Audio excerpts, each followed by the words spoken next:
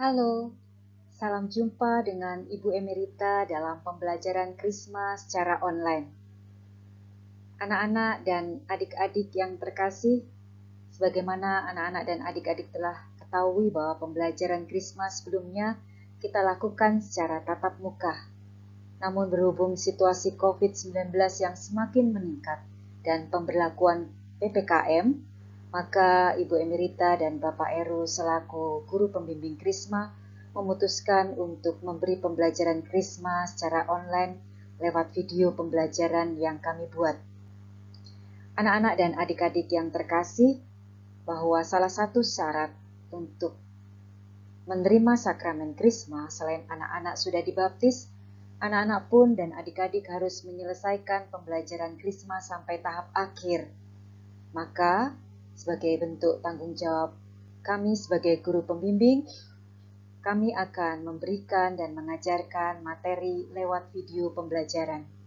Dalam setiap video pembelajaran yang kami berikan, nanti ada aksi atau tugas yang lebih kepada tindakan yang nyata dalam kehidupan beriman anak-anak dan adik-adik. Baiklah, adik-adik dan anak-anak yang terkasih, kita akan belajar tema 13 dan tema 14 tentang tanggung jawab terhadap gereja, pemimpin adalah pelayan. Baiklah, sebelum mengawali untuk belajar, kita akan berdoa bersama dengan doa pembuka. Marilah kita siapkan hati dan pikiran kita untuk masuk dalam suasana doa. Dalam nama Bapa dan Putra dan Roh Kudus. Amin. Ya Allah Bapa, segala puji syukur kami haturkan kepadamu atas segala berkat dan penyertaan yang telah Engkau limpahkan kepada kami di sepanjang perjalanan hidup. Bapa, Engkau telah menciptakan manusia dan menghimpun kami menjadi keluarga Katolik.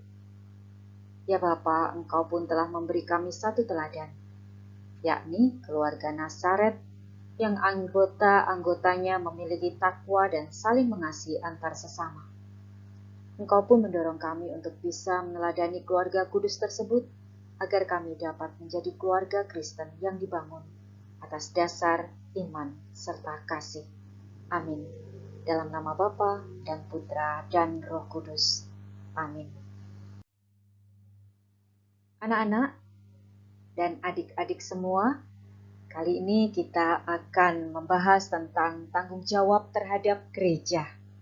Coba adik-adik dan anak-anak amati, ada sebuah gambar yang Ibu Emerita tampilkan. Diamati sebentar, ini gambar tentang apa? Ya, ini adalah gambar tentang sebuah keluarga yang pergi bersama-sama untuk beribadah menuju gereja.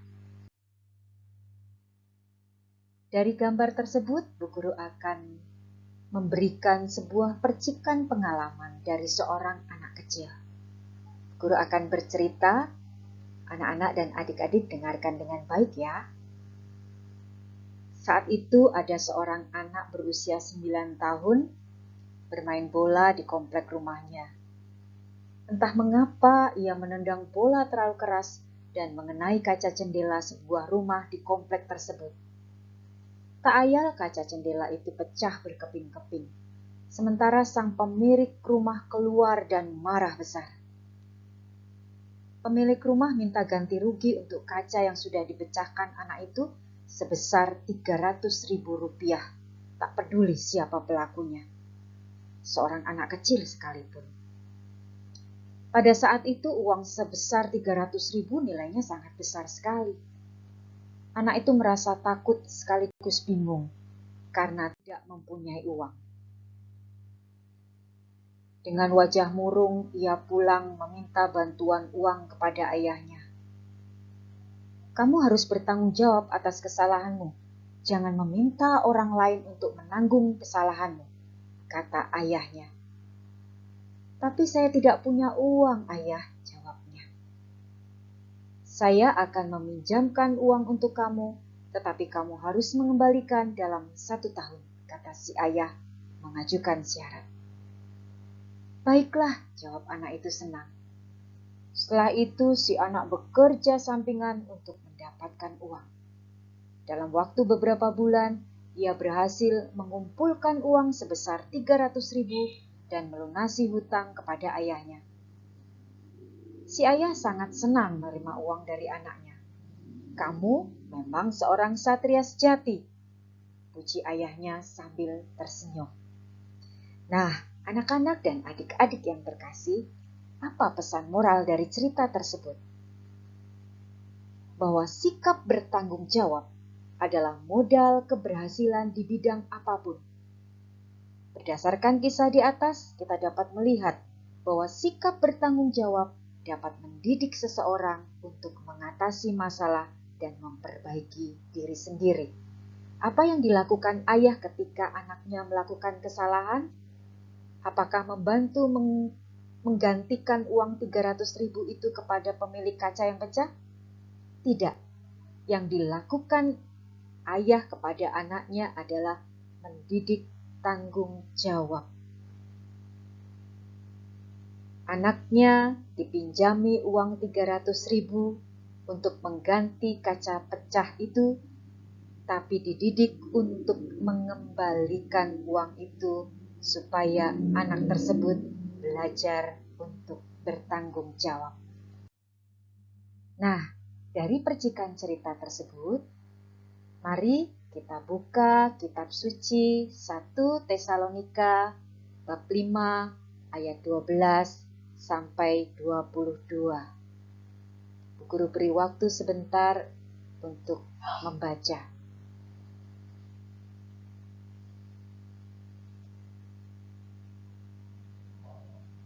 Nah, baik anak-anak, setelah anak-anak membaca dalam hati kitab suci 1 Tesalonika bab 5 ayat 12 sampai 22, mari kita masuk ke dalam pendalaman kitab suci.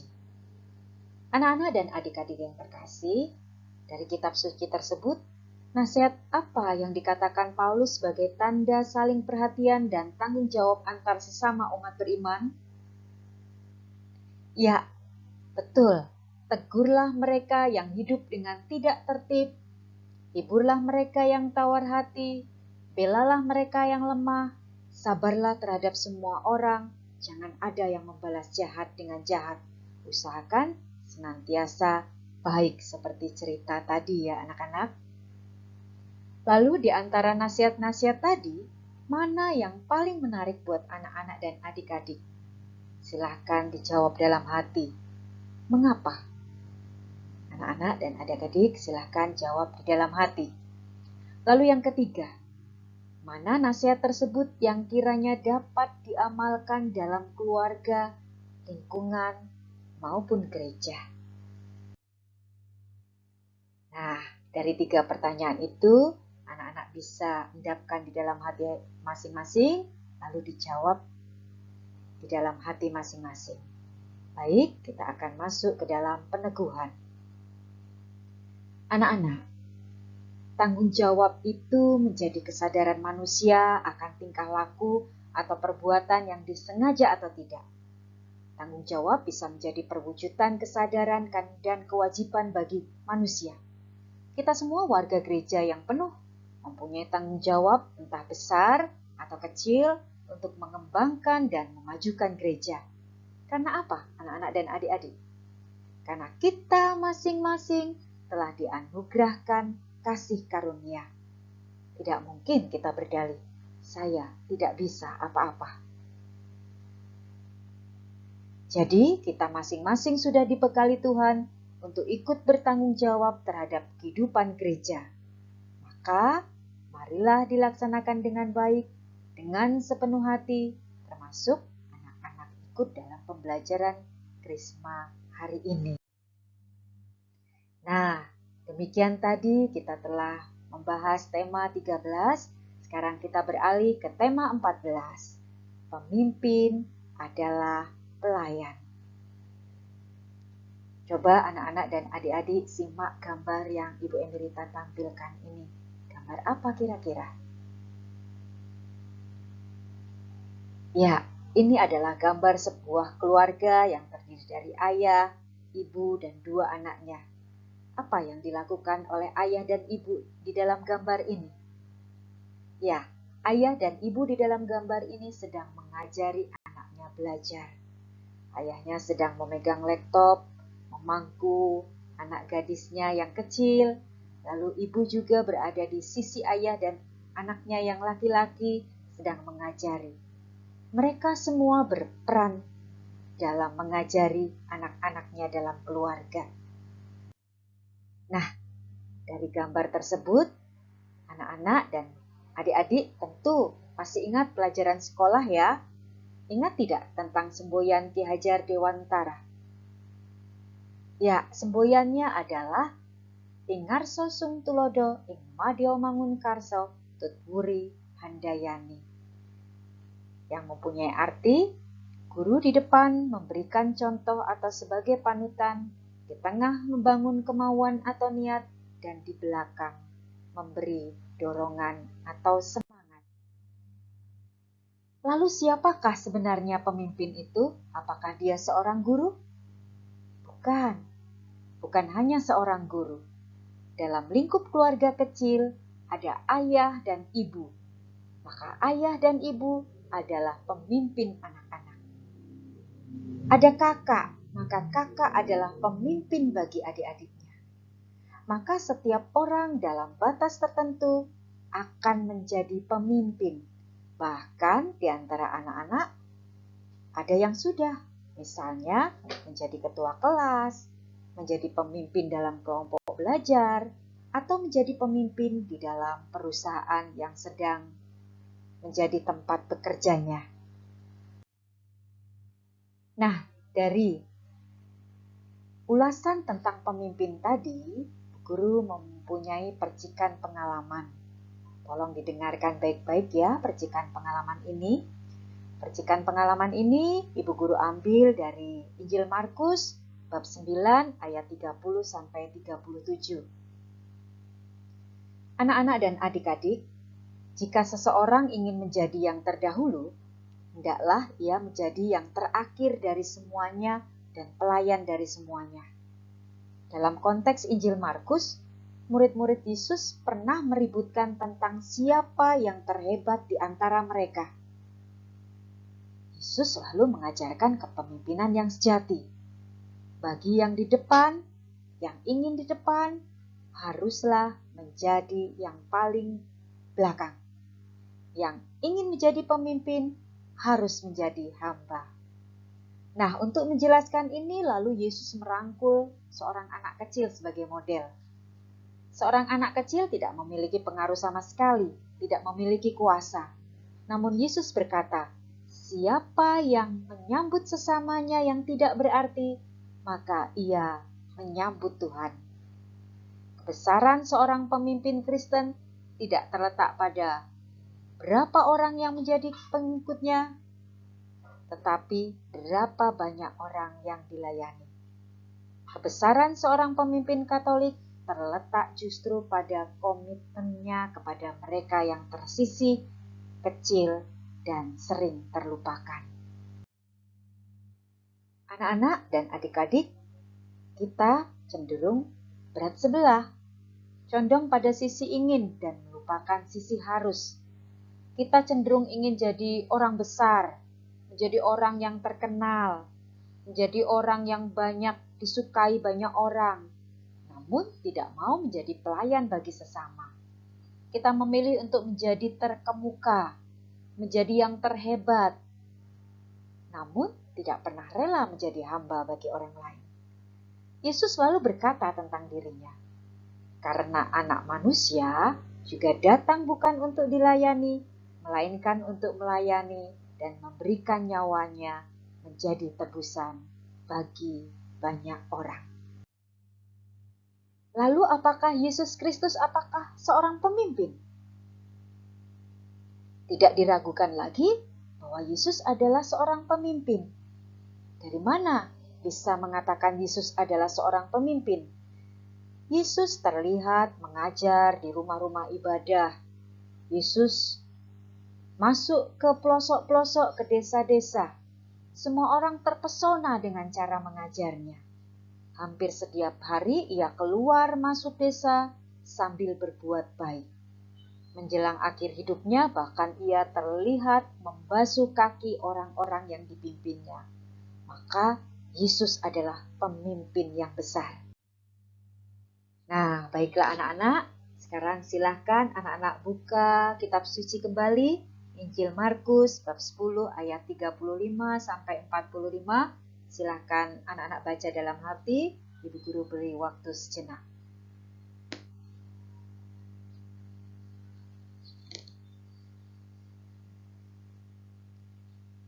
Ya, sudah cukup anak-anak. Baiklah, kita akan masuk ke dalam pendalaman kitab suci. Apa yang dikatakan Yesus tentang pemimpin yang baik? Pemimpin yang baik adalah yang bersedia menjadi pelayan dan menjadi hamba untuk semuanya. Karena anak manusia datang bukan untuk dilayani, melainkan untuk melayani, untuk memberikan nyawanya menjadi tebusan bagi banyak orang. Maka, marilah kita lihat kenyataan yang kita hadapi sehari-hari dalam keluarga maupun lingkungan. Yang pertama, pernahkah menjumpai kepemimpinan yang baik maupun tidak baik? Yang kedua, apa akibat dari kepemimpinan yang baik? Anak-anak boleh jawab dalam hati. Lalu yang ketiga, apa buah kepemimpinan yang baik? Silahkan adik-adik dan anak-anak jawab dalam hati. Baik, dari peneguhan tadi anak-anak sudah berproses dalam pendalaman dan menjawab dalam hati. Sekarang kita melakukan refleksi. Yang pertama, bagaimana perasaan anak-anak dan adik-adik setelah menemukan hal-hal positif dari nasihat Paulus dalam kitab suci tentang tanggung jawab antar umat beriman. Yang kedua, sudahkah anak-anak atau adik-adik menjadi pemimpin yang baik di dalam keluarga, sekolah, maupun dengan sesamamu di lingkungan? Nah, ini menjadi refleksi anak-anak yang nanti diterapkan dalam kehidupan yang nyata, dalam kehidupan sehari-hari, baik di dalam keluarga, bersama ayah, ibu, dan saudara, maupun bersama yang berada di lingkungan.